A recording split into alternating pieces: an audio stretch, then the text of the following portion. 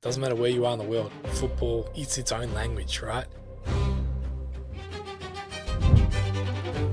You give someone a ball on a beach in Brazil. You give a kid at a local housing estate in the middle of London a ball. It speaks the same language. Everyone can be a coach, right? Or everyone thinks they can be a coach. Great. You got to lead. Whether it's leading a bunch of 10-year-old kids or it's a bunch of blokes who've got jobs during the day to then turn up at night time. How do I get the best out of them? That's a question you ask yourself all the time. Leadership to me is getting everybody on the same page. It's a page that they help write. I want to guide that conversation with my experience. Leadership is lacking a lot in football. You've got a young player. This young player has been struggling to break into the squad, and they come to you as a coach. They say, hey, Matthew, this is my goals. This is where I want to get to by the end of the year. How would you approach that? I'm not just giving you my perspective right now. I'm giving you what I've done before.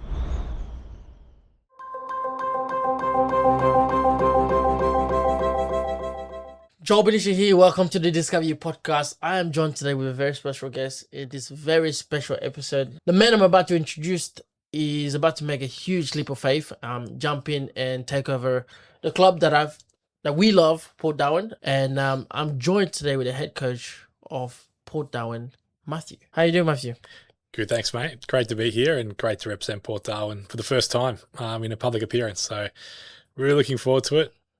Big 12 months coming up, and a big, 30 or 60 minutes with you tonight as well. Perfect. This episode is all about being relaxed, and we're going to talk about your philosophy, your journey of football. We're going to talk about all the fun stories and how you even got here. I know one thing that I do know is you're from Melbourne. Tell us a little bit about where about in Melbourne are you from? From the northern suburbs, mate. So grew up in the northern suburbs as a kid. Yep. Bought my first house in the northern suburbs. Oh, you got a house in there? Yeah. Yeah. So, and I love it. I love where I'm from. I think it doesn't matter where you come from. Yeah. It's loving where you're from, loving the people, the culture, the food, and the football. So, yeah, northern suburbs. Bit different up here. It's different. So, you've obviously been in Darwin, I believe, 2 years. Is that correct? Yep. What led you to come to Darwin? Yeah, I asked myself that a few times, and I had to explain to friends and family. Yeah. Opportunity, and I've realised since I've been here that Darwin is a place of opportunity. Yeah. I was one of the ones who took a random leap of faith and said, yeah, there's a job in Darwin. Yeah, why not? Let's give it a go. And since then, I've realised how much opportunity there is here, whether it's football, socially, or work. There is so much opportunity. And what a place. I've really enjoyed my time so far. And with football coming into it now and joining Port Darwin, I think the next 12 months can be really cool too. Yeah. So when you got announced on the Put Down Facebook page and Instagram page, I'm part of so many different circles, and I was hearing people talking. They're like, "Who is this new coach, man? We want to understand his philosophy of football. He's coming in from down south. He's got some licenses that many of the Darwin's coaches may not have, and he's coming in with completely new mindset. He's watched the football down south. He's watched the football in Melbourne. He knows what we can do right here in Darwin to elevate the level." And I guess before you even go into all the achievements and everything you've done in football, I want to understand, and the people want to understand, how did you fall in love with football? Where did it all start? I think like everybody, you grow up with football because of family a lot of the time. Yeah. I think I got into football because of my dad, who loved football, and then he played football, so I'd tag along and join in. And I remember training with men from the time I was 8 years old, and that made me very resilient because you train with men. You learn very, very quickly when you make a mistake. You learn what works, what doesn't work. Yeah. That trial and error stuff. So I was fortunate to do that. My dad was still playing, and that's what really started my love of football. And I think something that kids don't have these days is accessibility to football. Yeah. On TV and things like that. So watching the Premier League all the time was so easy to watch, and you couldn't watch like it is now. You can pick which game you want to watch. It was like, this is the game on tonight on SBS. And, Liverpool used to play all the time at 9:30, so I'd watch them all the time. And, Steven Gerrard and all these sort of players. So I grew up in that era of accessibility to football, parental support. I just fell in love, like billions of people around the world, with football. Yeah. Well, you mentioned Stevie G. I may as well hit you with a question. Who's your favourite player? My favourite player? Yeah. Do you want to be really honest? 100%. Be honest. Lee Cattermole. Do you know who Lee Cattermole is? No, tell me about it. played for Sunderland. Yeah. And I hope when you put this piece together, Yeah. you throw some clips in of some of his finest tackles and finest aggressive moments. So he captained Sunderland for a while. Yeah. And just a never say die attitude. You know, it's a 30-70 challenge. Yeah. He'd try and win it. If he couldn't win it, you'd know that he at least tried. You'd be feeling it yourself. So someone who just has the passion like that is my idol, man. So loved him. That was when I was a bit older. That was when I got a little bit older. When I was younger, I had this conversation last night with someone. My real idol when I was a kid was like Mark Viduka. Why? Big, strong striker, Yeah. Australian, playing the Premier League, living my dream. You know, every kid wants to play in the Premier League, right? Yeah. Living the dream. Mark Viduka, strong, just get his body out, big Croatian bloke. He was fantastic. So They don't make strikers like that anymore, do they? they don't. The strikers have changed. Those agile little guys running around. But I'm a bit traditional. You might see that during the year. I'm a bit traditional. So give me a big 6'2" striker who's not scared to throw his arms up, or you know, he better win every header. He better. Yeah. So that's the sort of style I'm looking for. That big, strong striker. Beautiful. So growing up in Melbourne, you play football all until what age? I think 17, 18, probably 18. I think it was. Yeah.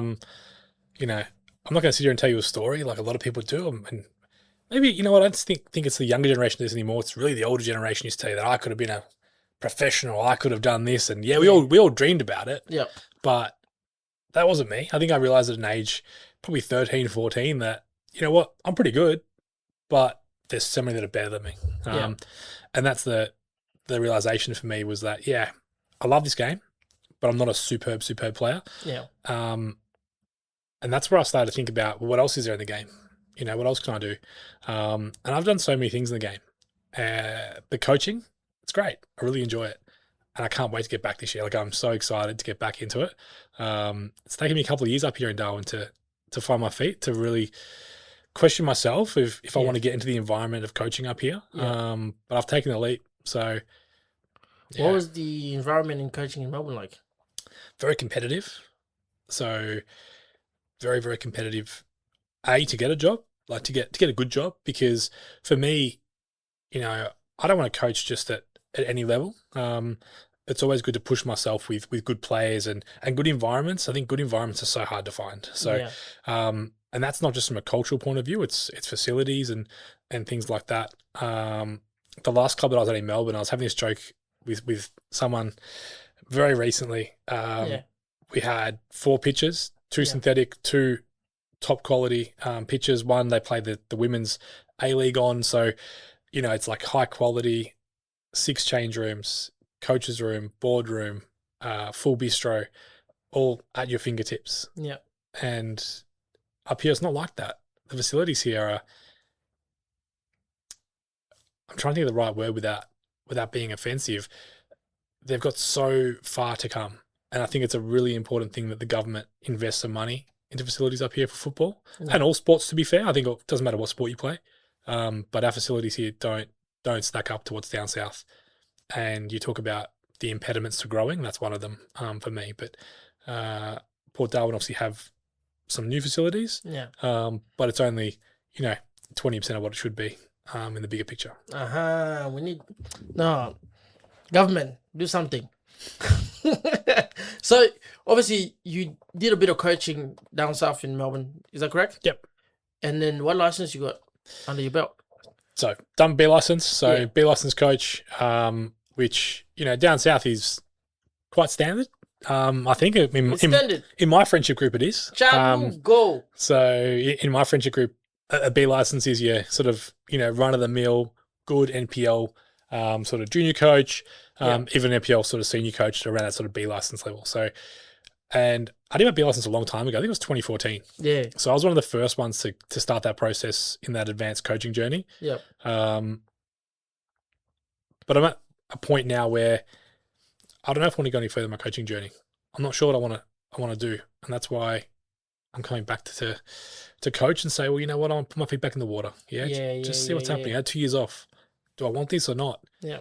And since I actually signed at Port Darwin, so forget the conversations beforehand where I was asking myself a million questions. Do I really want this? Like, don't want to throw myself back in the stress of coaching because Yeah. it's stressful. It's very stressful. Many people looking at a coach don't think so. They think, oh, you could have just played the player, we could have won the game. They don't know Yeah. the decision that goes ahead, the stress that goes ahead before making a decision. There's so many decisions to make. Yeah. And that's something that we spoke about the other day when I first caught up with you and first sort of met you. Yeah.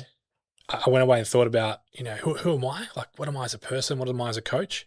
And like analytical, data-driven, but a risk taker. But it's educator risk. So you take all that data and subconsciously you're taking educator risk in everything you do. And I can't lie to you. Yeah. Going to Port Darwin's an educator risk. It's a risk. It's the unknown for me. Anything unknown is risky, right? So, but look at the upside. What's the upside? What's the downside? There's so much upside. Which is? We can take this club places. Yeah. And that's my plan. So don't say too much, but No, there's a future. There's a future. I ain't here to lose. I ain't here to lose. Okay, you're gonna start with that as a statement. You're not here to lose. Yep. Let's talk about your mindset. Right? You're not here to lose. Where did you get that mindset from? Wow, where did I get the mindset from? You know what? I reckon it is. Growing up, I supported Sunderland, still support Sunderland. So you watch a small team playing the Premier League and they play the Man Cities and the Manchester Uniteds of the world. Yeah. And you're watching a bunch of blokes battle for 90 minutes and know that they're not as good as the bloke next to them. Know that the team they're playing against, they're facing Cristiano Ronaldo's, the Michael Owens of the world.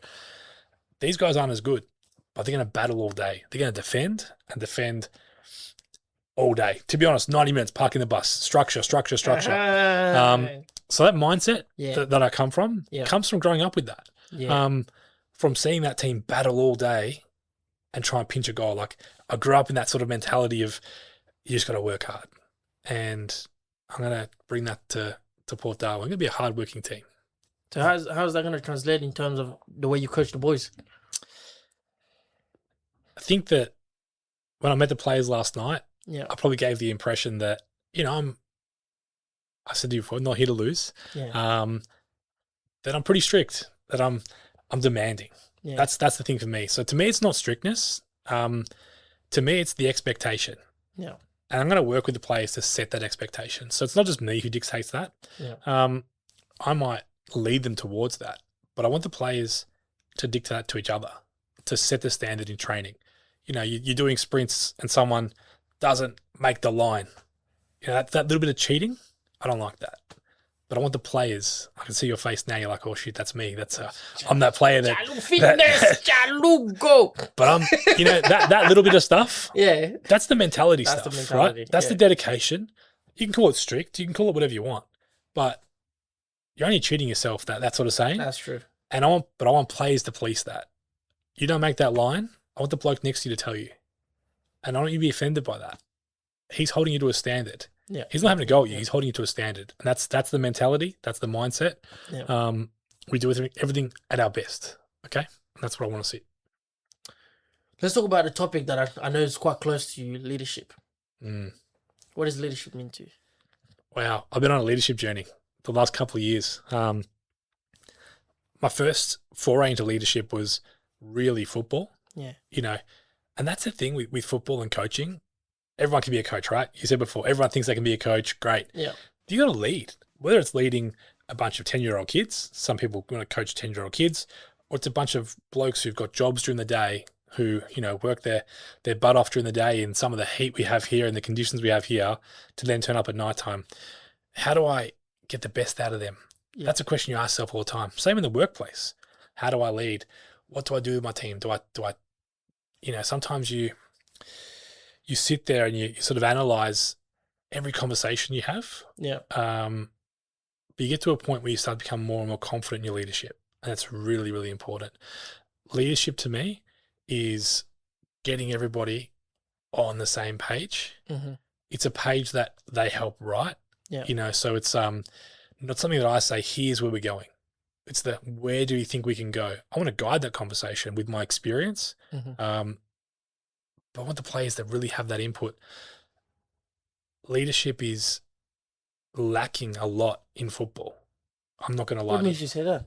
I think that on the park, we've changed the way we play. Yeah. And maybe I'm going back to my Lee Cattermole days, Yeah. where leaders, are in there crunching tackles. Roy Keane, the Roy Keanes of the world. Roy Keane. We've lost that. There's different ways of leading, right? Yeah. There's the verbal stuff and there's those people who do.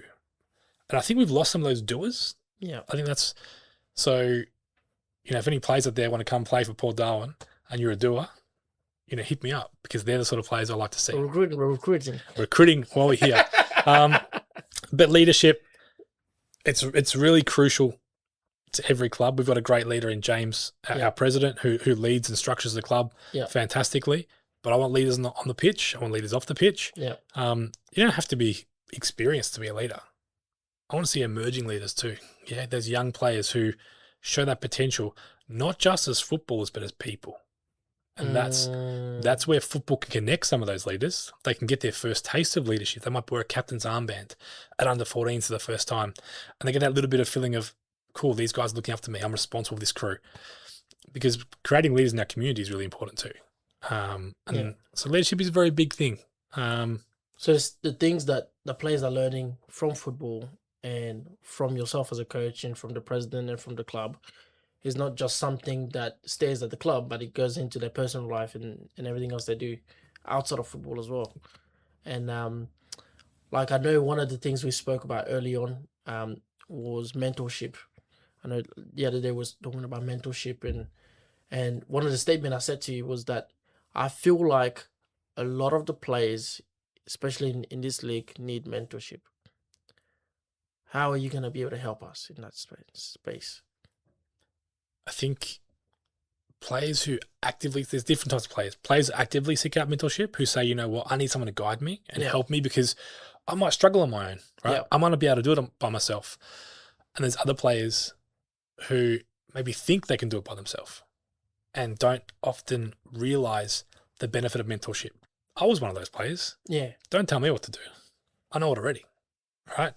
Same when I started coaching. Yeah.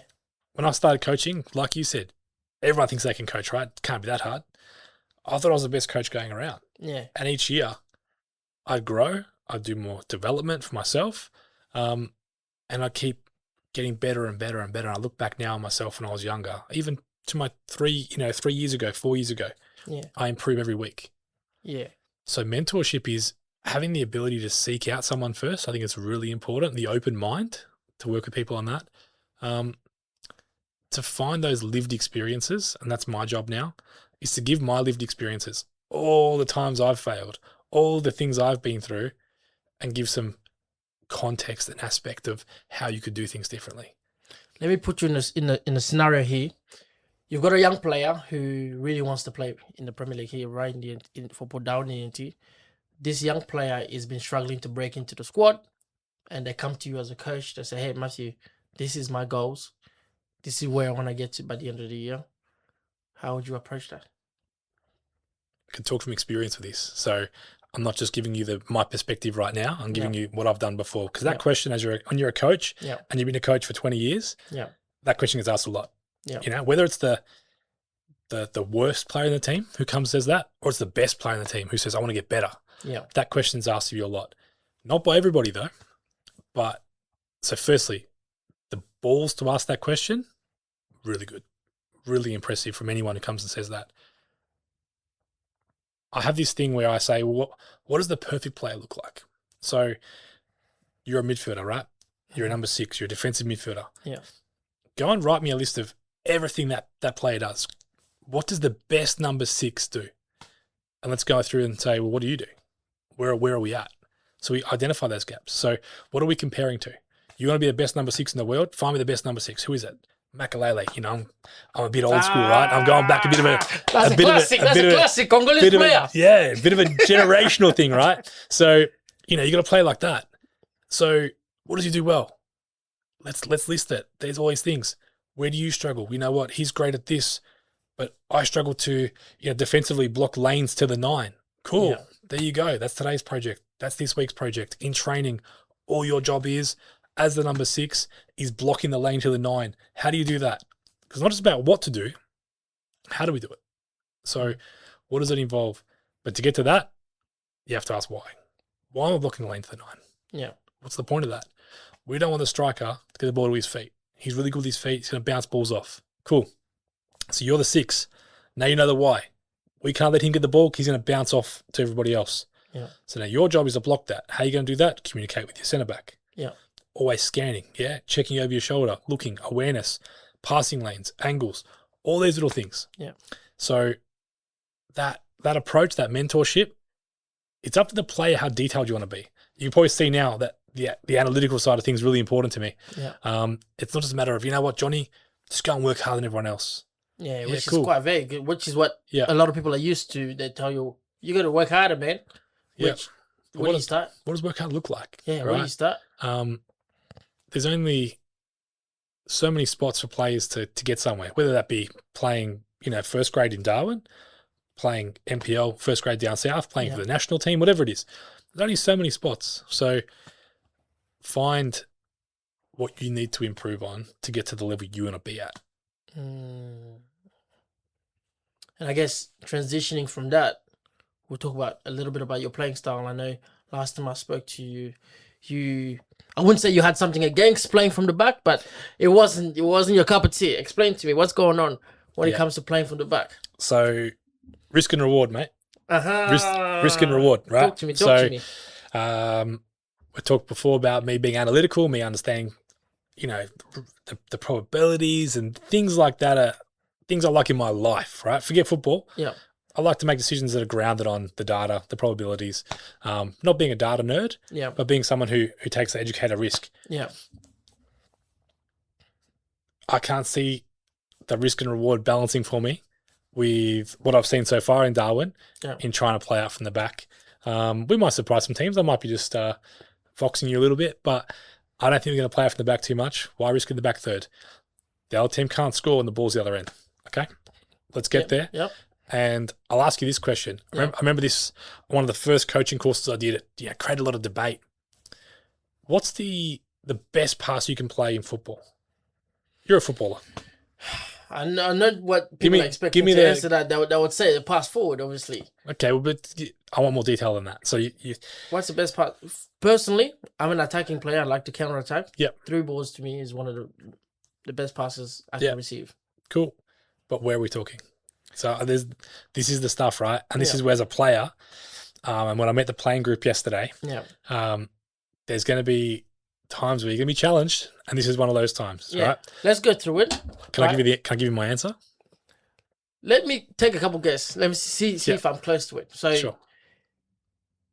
Obviously, I'm thinking that one of the first thing, if we're going off that philosophy that don't muck around at the back, we want to go forward. Yep. You want to get a diagonal ball, or maybe a through ball, to your strikers or to your wingers to move the ball up, let them drive that ball all the way up to the top. Yep. So you can make something happen. How close is that from what you were thinking? You're close, but I think the important part is the why. What's the objective? What are we trying to do? We're trying to score. Trying to score goals, yeah? Yeah. Because we're trying to win games, right? Try to win games. To win games, you got to score goals. Correct. Cool. So every time you get the ball, your first option should be the furthest forward pass. Why, if I can knock a ball to Stoy, why wouldn't I play that ball? Why would I just pass it sideways for the sake of passing sideways? Well, there's a mindset, I believe, in Darwin football, which I hear a lot when people are playing on a park, which is always either they would say keep the ball, which means just rotate the ball. Great generic term. Yep. And or the statement would be, don't give the $1 million ball. So they see okay, the striker is so far away, he's the furthest players out there. He could probably go and score, but why give the $1 million ball? So I think there's a really important part of what I said that is the really part that we're missing at the moment. All right. Enlighten us. It's the furthest forward pass. It's not the lump it long and hope that Stoy gets there. It's, I can play Stoy. I see that ball. I see his movement. I can play it. Yeah. I'm going to play him. It's not just boot it long and hope for the next pass or the next pattern, the next stage of play. Yeah. Okay? The next phase. It's the furthest forward pass. There's a difference between a forward pass and a lump it long. Do you get me? Yeah, I see what you're saying. Yeah. And that pass might not be Stoy, yeah? And sorry, Stoy, who's with us at the moment. He's probably thinking he's starting up front as number 9. It's Bro, you might not be starting. we're not. There's no guarantees here, bro. There's no You gotta work guarantees hard, here. man. Work. So, for me, it could be the number 10. You could be playing that through ball in behind for your winger. Yeah. Furthest forward pass. Just the mentality. Yeah. We get that part right, we're good. Yeah. I want you to play forward, not backwards. Yeah. You don't make money passing backwards. So when is the right time to recycle the ball? The right time to recycle the ball is hard to describe in this moment because I need to see a scenario, right? Great. When you don't have that furthest forward pass, what's your next option? The next furthest forward. And you're sort of going through that process. Yeah. And, you don't have 5 minutes on the ball though, right? You're making these split-second decisions. Bang, can't play him, cool. We rotate. No problems. Yeah. I'm okay with that. What I'm not okay with is passing backwards and we can go forwards. Yeah. So if there's 3 options forward, then you still go backwards. Yeah. Why are you doing that? Look, you'll know the answer soon because you'll come next to me. We'll have a chat because, be a quick sub and you'll be... Well, we need that because I think what I like about this conversation that we're having right now is not just you telling me what your philosophy is you're always rooting in the word why, which is why I'm interested. Yeah. I'm interested to hear why you think. So let's say we're on the park, you're coaching me, I make a move, and I thought that was the best possible move. If you tell me you did that wrong, it's practically useless. But if you tell me why you think that wasn't the right move to make, then I can improve, right? Improvement can only come if the why is understood. 100%. Right? There's got to be a reason behind. Yeah. And you're spot on. And that's how I am. Yeah. It's important. And I hope that we won't get to the situation where you play these sort of passes in a game because we're going to work on this sort of stuff in training. Our patterns of play, when the ball goes in to the striker's feet, what are our next movements? Who's going where? What is our 10 doing? What are our wingers doing? We've already worked on this, right? So it won't be a matter of it'll be decision-making that's gone wrong. But if we work on this all week and consistently over the next few months, these things become second nature. So I'm going to challenge you on the why. It's not me saying it's the wrong ball. It's me asking you, why'd you play that ball? Right? So tell me what you see. Because you're going to see things differently. We're on different angles, right? You're out there, you're doing things. That's important too. Giving the players that opportunities to say why. I thought I saw that. I thought the movement was this. Cool, no problems. It's the live and learn stuff is really important too. Yeah. It's the constant, I guess, disobeying of how we want to play as a team becomes an issue. Yeah. But creative exploration as a player, go for it. Mm-hmm. Go enjoy. I guess I'm going to hit you with a quite tricky question. Many coaches that I know, not all, but many coaches don't give players the freedom to explain why they made the move they made. And if let's say we'll put you in a scenario, you came out and pulled up a player, say, hey, so Joel, this move you should have played this way, and he explains to you, says, look, this is what I saw. Yeah. Are you okay with admitting your wrongs? Absolutely. It's got to be the right environment though. Okay? And that's the same with me with a player as well. Yeah. I'm not going to put you on show in front of everybody. Yeah. Right? Yep. That's a real big important thing for me. But I expect the same back. So we have those conversations. Yeah. We have them after the game. We catch up for a drink. You send me a text. We can talk about it. Have a quick chat about it. Yeah. It's the environment stuff that's really important. We'll get that because the culture we're going to create is going to be a place where we can have those conversations in the positive way. We develop those relationships where we can have, after the game's over, everything's cooled down. We can go through that sort of stuff. Yeah. Because why do I care? Because I want us to be a better team. Yeah. And all the players are part of that. So if they want to know why, or they want me to challenge it, cool, we can have that conversation. But we can get the video back out as well. Yeah. There's always ways to review things in different moments as well. Correct. And I know like one of the things you mentioned last time we spoke, you said for you, because there's different types of players that speak different languages, speak from different background. But when I asked you and said, how do you deal with people from different background and how do you coach them? And one of the answers you said to me last time was that football is a universal language. It is. Enlighten me on that. Doesn't matter where you are in the world. Yeah. Football, it's its own language, right? You give someone a ball on a beach in Brazil, you give a kid at a local housing estate in the middle of London a ball, it speaks the same language, right? They know what's going on. We do have like Darwin. It's such a diverse place, right? There's different people here. To explain things when maybe they don't speak English as a first language, the ball does the talking, the movement, the directions, the finger pointing, the head nods to where to go. That speaks a different language. It's amazing how I think I've been there as a kid where you some random kid on holidays doesn't speak English and they start playing football and they want to join in. And, I've been overseas and done that as a kid as well. Yeah. You just join the game. The ball, the game is the language. Beautiful. Yeah. It sounds really, romantic. But football's a romantic game, right? Yeah. It's a game that passion, mate. But speak of passion, passion's that's what it's about. That's romance. So football's passion. Football's religion for some people. That's true. Winning's my religion. Winning's your religion? Winning. What do you mean by that? We've got to win, bro. You're really set on winning, aren't you? Yeah, absolutely. I guess you have no fun losing. Nobody celebrates a loss. Do you remember what I said to the players last night? Talk to us. What did you say? I think we all love to win, right? You can go to any team. Yeah. Everybody wants to win. There's no team you walk into and says, I don't care if we win today, boys. Just go and have fun. I don't think there's any team you walk into, any dressing room where players just openly say that sort of stuff. No, I heard one coach once said, he said, I should probably not repeat it, but he was praising. So, okay, let me just word it like this. How do you feel about people praising and say, oh, but we had a good game. We played a good game. We played good football. We lost, but we played good football. What's your take on that?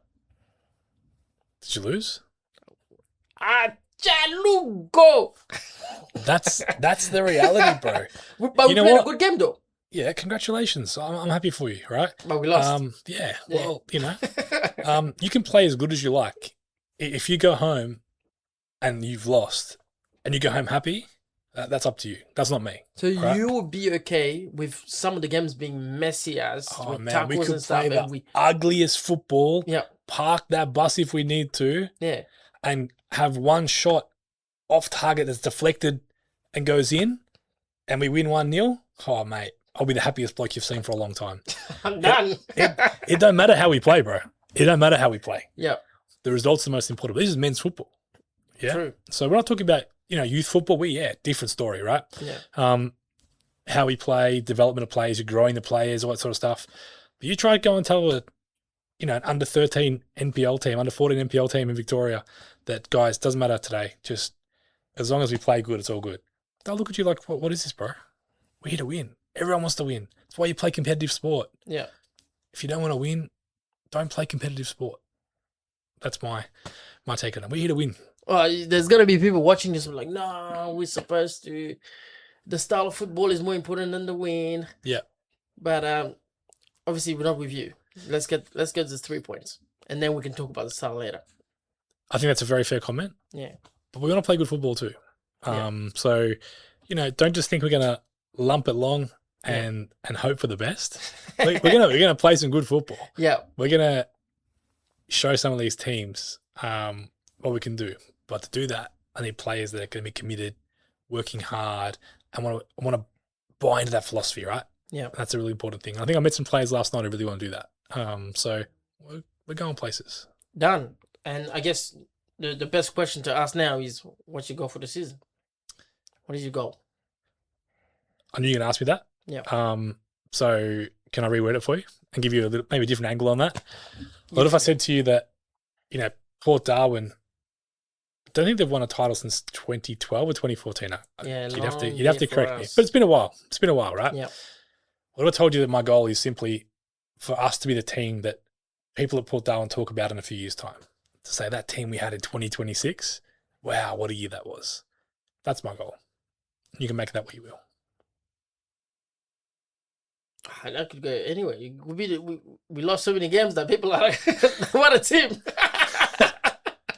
But obviously, no. That I see what you're trying to say is that we left a legacy. Like people remember us for the things that were big, able to do on the pitch. Yeah. Maybe we're the first team that beat a team from down south in the FA Cup. Maybe There you go. maybe that's something as big as that. It could be. It could be. I don't know where it's going to go, but you start with the big goal, right? Yeah. My big goal is we leave a legacy. Mm. We'll work on those other goals too. Yeah. But the big goal is we leave a legacy. So, and we'll see in 12 months' time where that takes us. So what's one thing, I know culture, you mentioned earlier that culture is something super huge for you. What is one culture that you really want to bring into the club that you think is going to really change the way the players are?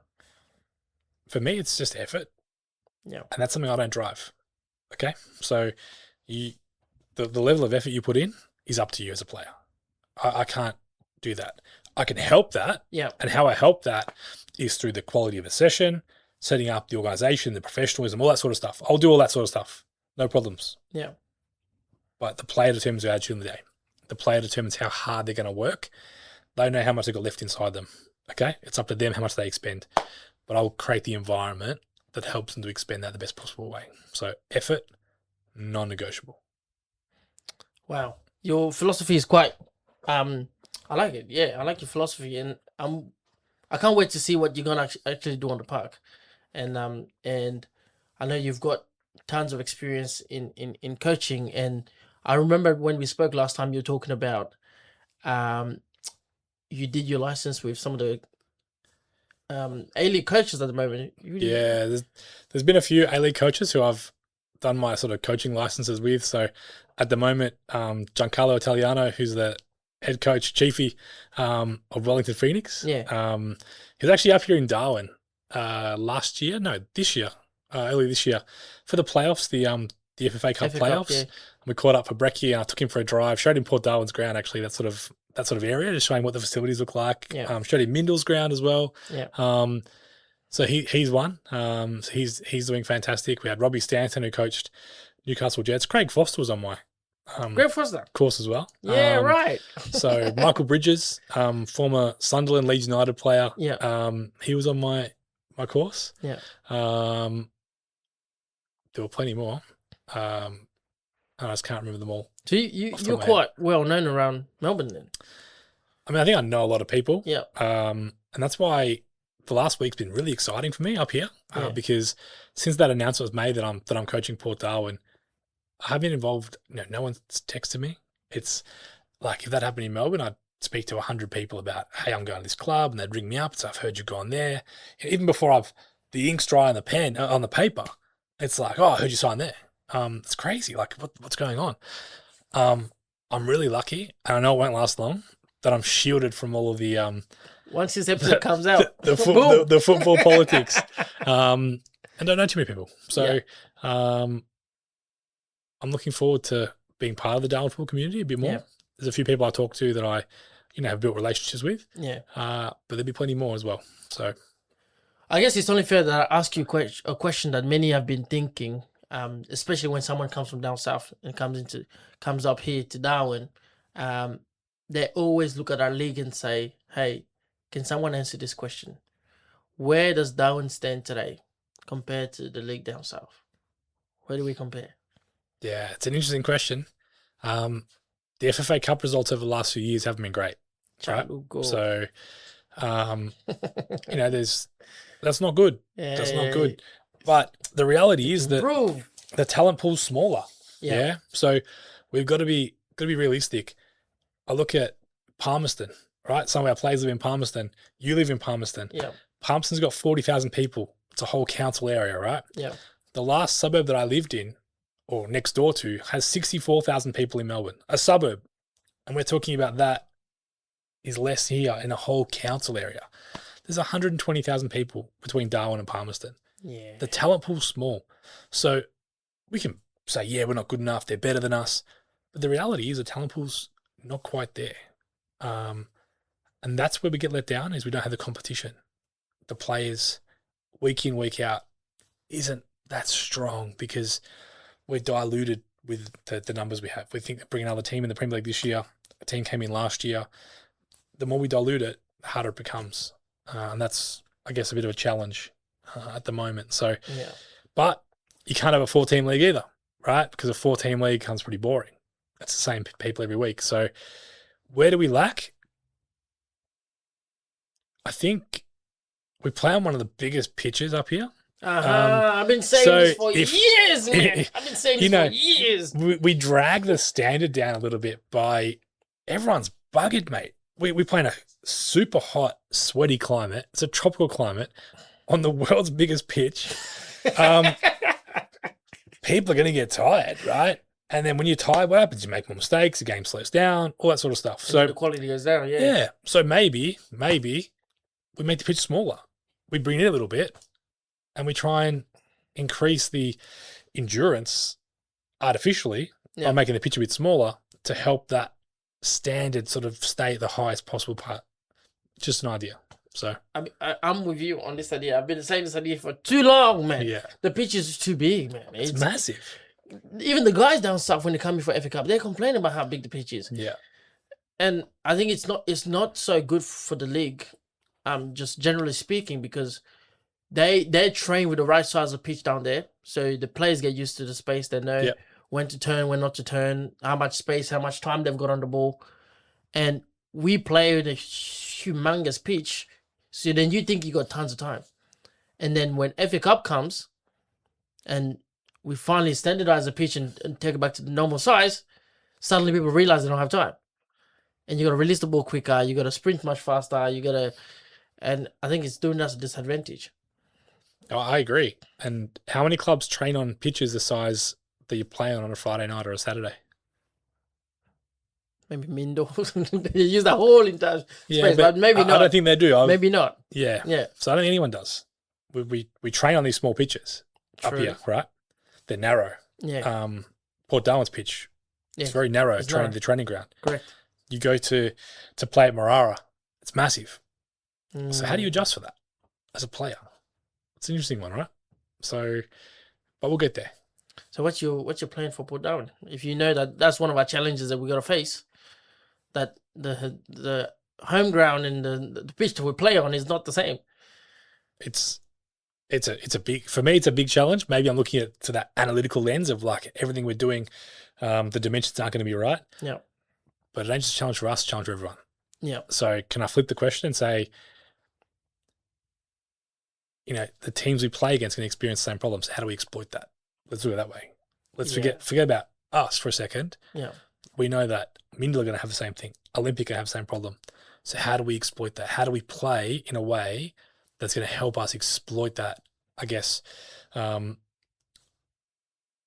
spatial awareness of players? Yeah. That's a good way to put it. I guess we're getting to the end of this podcast, and I really appreciate you coming in here and speaking and sharing so much of your views and how you see different things. It's only fair that when we're including you as part of the Port Darwin family, and a lot of people watching at home that are watching that are going to watch this episode, they're going to wonder one thing. What message does this man have for the Port Darwin community? Well, I think I've made it pretty clear that, I'm here to win, right? Yeah. But winning can take time. This is a conversation I've had with the club and the board around, what does winning look like? Our pre-seasons here are short. Well, in my opinion, they're short as a coach. As a player, you're like, bro, they're too long. But I can hear stories. He doesn't turn up until the last week of February. So, but give it time. We'll be on the right trajectory. It might take a little bit of time to get there. Yeah. But we'll get there. But we need everyone to support us. And it's going to be, I want to leave that legacy, right? Yeah. For this club. I heard there's a guy, last year's coach, Scotty, he has a tattoo, a Port Darwin tattoo. Yeah. The man's got Port Darwin in his veins. That's crazy. So, we're going to leave a legacy. Yeah. I ain't going to get a Port Darwin tattoo. But, maybe we can add a little star to Scotty's tattoo. Like the teams who win the Premier League do, put a little star there. So maybe we can do that. Yeah. And I guess what should the supporters expect from you? Because they're going to be showing up now. The new coach, the first game, expect the pitch to be packed with supporters all ready to cheer us on, waiting to see what the coach is going to bring forward and the type of players he's going to select and how we're going to play football. Going to bring some energetic players. Yeah. So there's going to be a lot of energy out there. That first game as well, that first whistle. Yeah. I'm excited already. Energy, Yeah. 1, organisation, Yeah. 2, and a winning culture, 3. Yeah. Yeah. That's what we'll bring. Wow. Let me end with this last question. Suppose you do coach this year and will succeed, and you coach many years from now. At the end of your coaching career with Port Darwin, how do you want to be remembered? And what do you want to be remembered for? Can I say winning again? You can say whatever you want to say. Yeah, winning. When they think of Matt, what should they think? Look, I'm not worried what people think. Yeah. It doesn't bother me, to be honest, whether it's positive or negative. It doesn't faze me. Yeah. But I've learnt this through coaching. The trophies don't mean anything in terms of the physical trophy. Yeah. It's the memories you make when you're there. So for me, how people remember me is up to them. But I want to walk away knowing that I had fun, and fun is winning. So I want to walk away remembering those times, singing a song with the lads after the game. Those sort of feelings are what's really, really important to me. So and that word legacy, if we win, we create our own legacy like that. We want to win this club a trophy, and I won't settle for anything else. Beautiful. You mentioned sing the songs. Have they taught you to put down songs already? No, Have you been taught the song? I haven't heard the song. So there you go. That's Maka. Teach him the song, please. Jules, teach him the song.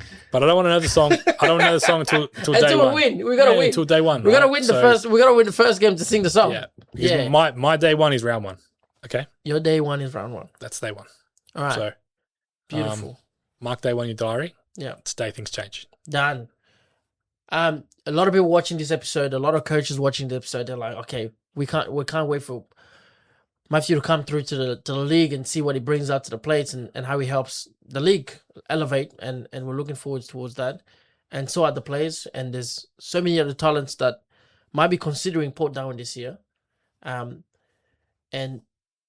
those talents that want to commit to the club and that want to work with you and that are watching this episode right now, what would you say to them?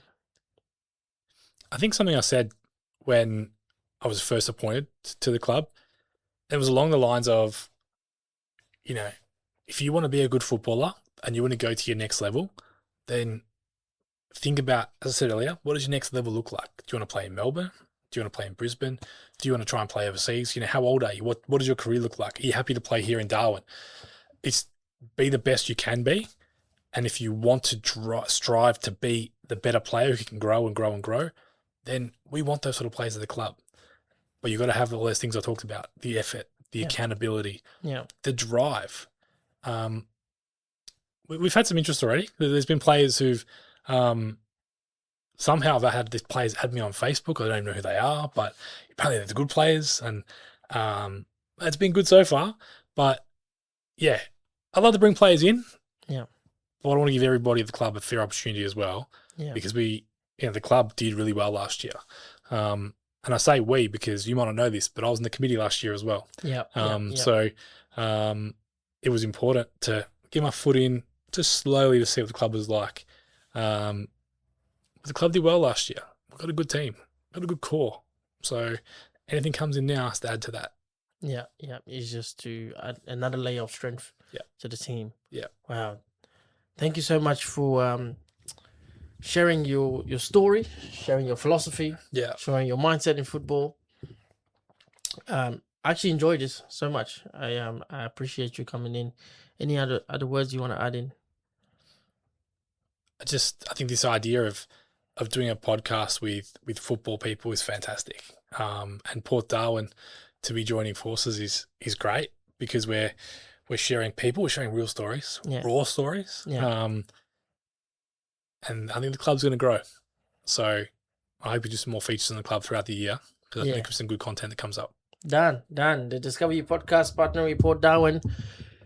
If you're interested in watching this episode will be out in collaboration with Port Darwin. You'll be out on the Discover You podcast, YouTube, Instagram, Spotify. Yeah, if you already follow Port Darwin, stay tuned, and the episode will be out. They'll share it on their page as well. And if you're not following Port Darwin right now, please give it a follow. If you're not following the Discover You podcast, go ahead and search it up. Discover You podcast on all social media. You'll find us. Thank you so much. Thank you, Matt. Thank you for being here. Port Darwin, thank you so much for having us. Thank you for tuning in. If you enjoyed our content, please follow us on YouTube, Spotify, Apple Podcasts, and TikTok. And if you really want to support us, please support us on Patreon, Subscribestar, and Crypto. I personally want to say thank you to all of you that are following us, and I want to make a promise that if you follow us, if you subscribe to our channel, that we will keep producing the best, highest form of quality content to add value to your life and help you find fulfillment in life. Thank you.